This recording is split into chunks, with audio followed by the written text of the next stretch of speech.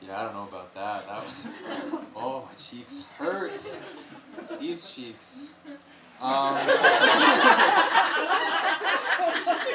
all right. How we doing? We doing good tonight? We're having fun. That was great. That was amazing. Um, anyway, yeah, Alicia, I was 5 years old once, and actually that's convenient that you said that because a lot of my jokes are kind of about that time, or at least one of my jokes is about that time. So, has anyone here? How many people here have just gone straight to kindergarten, skipped preschool? Okay, cool. All right, same for me. For me, it really showed, for the probably about the rest of my life, but we'll just narrow it down to kindergarten. I remember the first day of kindergarten. The first assignment was to color a picture and color within the lines. I didn't know what that meant.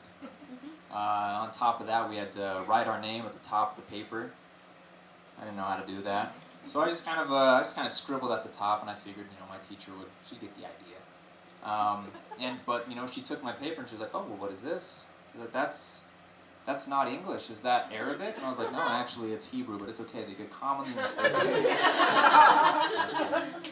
That's actually not what happened. Actually, what she did, she wrote a note home to my parents.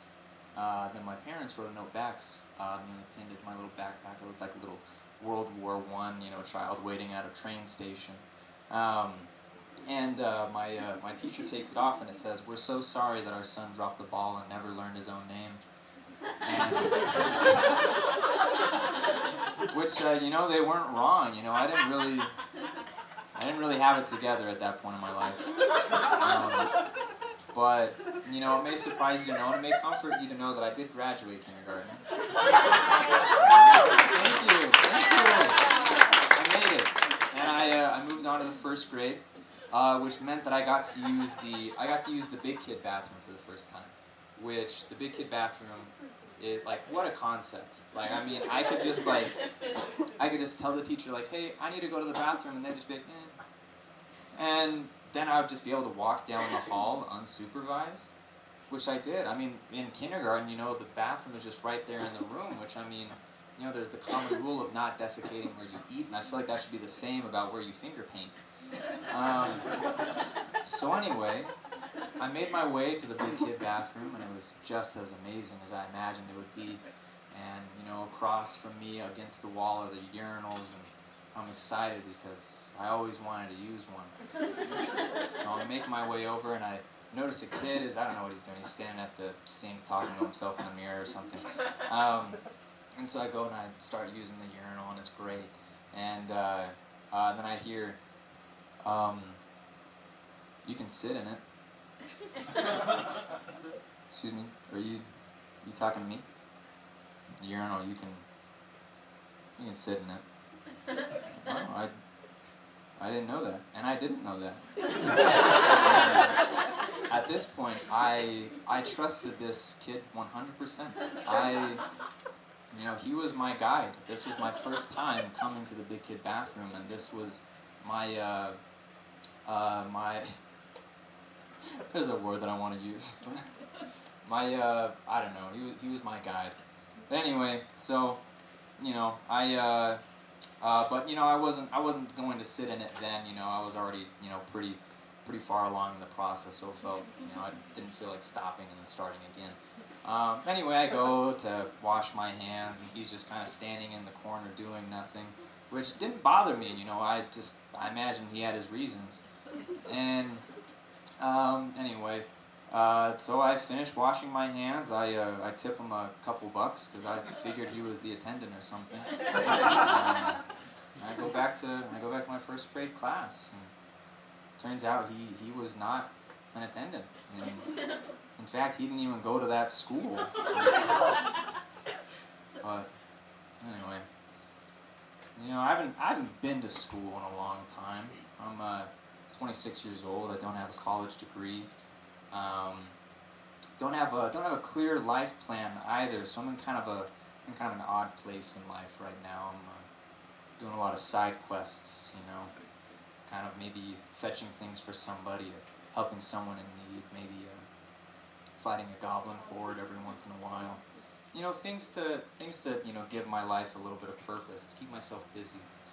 Now, one of these little side quests that I did, a couple years back. I've been out of school for a long time. I decided to join a mixed martial arts gym. And what was cool about this gym, well, before we get to the gym, maybe a little more about myself. I don't know if you guys are seeing me right now, but I can't imagine I'm the most intimidating looking guy. I look like maybe like a side character from an 80s movie who doesn't get the girl, but by the end of the film he ends up learning a lot about himself.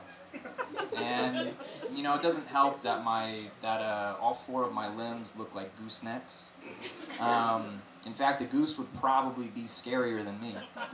But I wanted to learn how to fight, so I joined this gym. And this gym was really interesting because it had a mixture of men and women in it. So we would train together and we would spar together.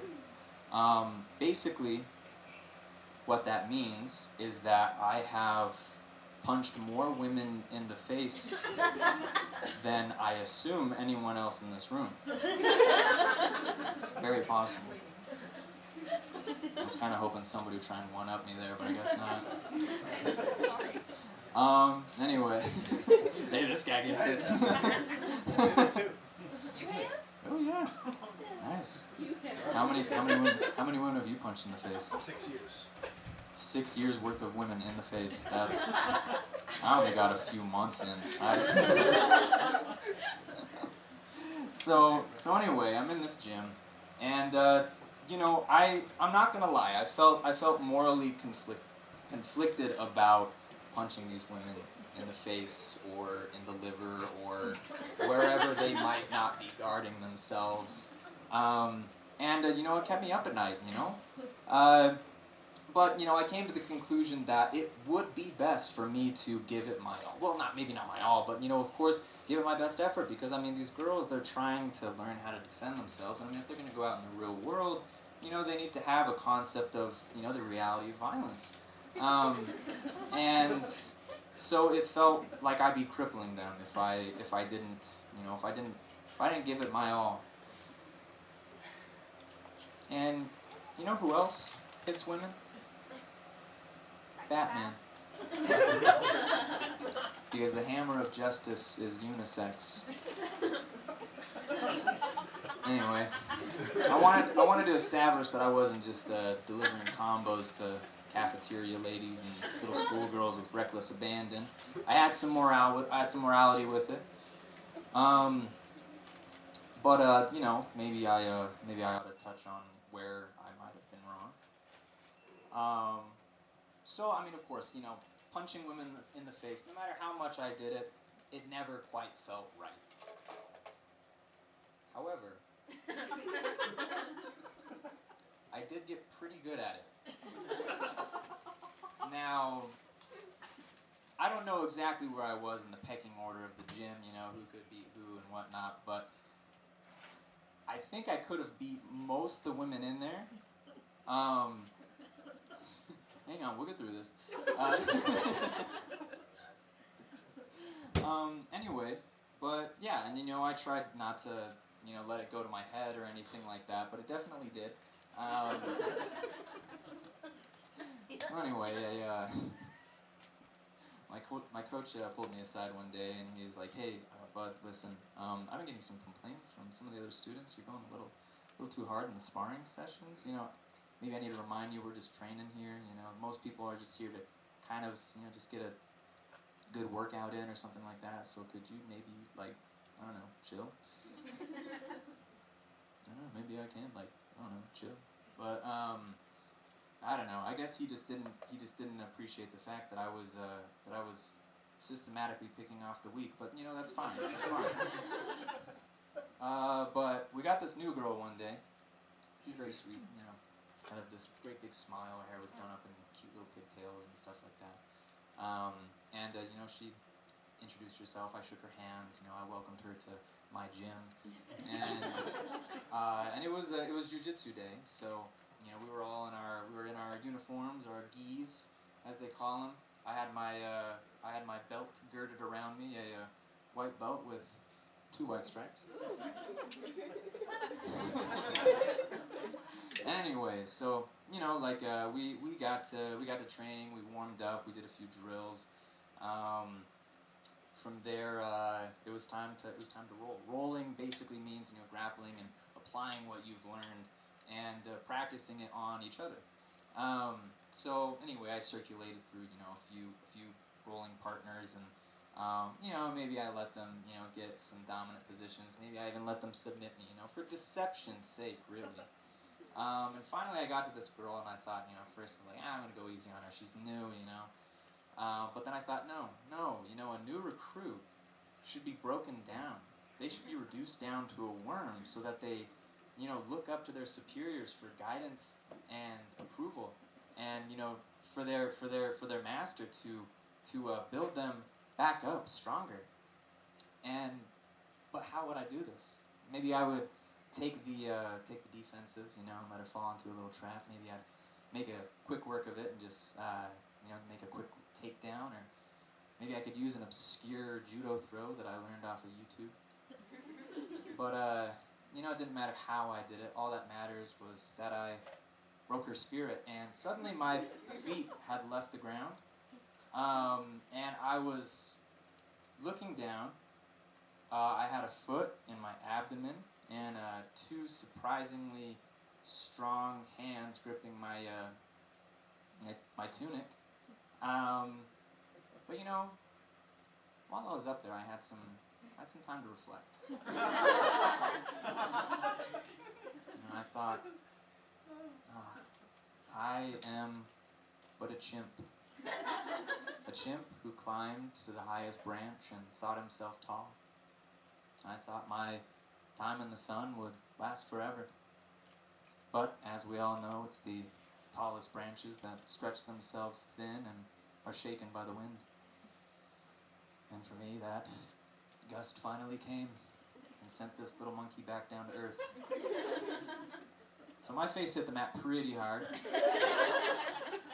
I felt myself get wrapped up in a rear naked choke, which is not as sexy as it sounds. It actually hurts a lot. My vision went a little black, but I didn't pass out, but I wish I would have at least died or something. The shame was a little too much. I was a good sport about it, though, I didn't cry in the bathroom or anything. And, shortly after, unrelated to this event, I decided maybe martial arts wasn't for me. I had other things I wanted to do with my life, like go to college or something. And, but, I learned some things from that experience, about humility and respect. Not just towards the opposite sex, but towards all humankind. We all have our own different abilities and strengths, and heck, maybe if we added up all the strengths and weaknesses and triumphs and downfalls of all men and women that have ever existed, maybe, just maybe, we'd even out. But at the end of the day, it's not about measuring straws. It's about trying your best and trying to bring the best out in each other. Really, what it's all about is learning how to love each other.